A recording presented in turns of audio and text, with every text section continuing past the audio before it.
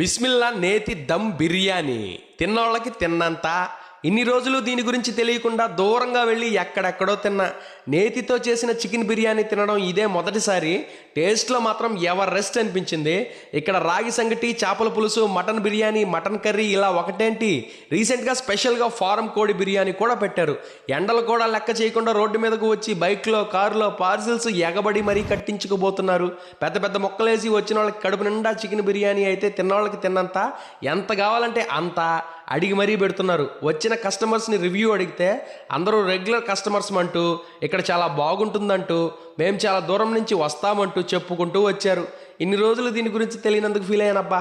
నేను చెప్పడం కాదు కానీ మీరు తిని చెప్పండి. నెల్లూరు మినీ బైపాస్లోని బీవీ నగర్లో బిస్మిల్లా నేతి దమ్ బిర్యానీ అంటే ఎవరైనా చెప్తారు.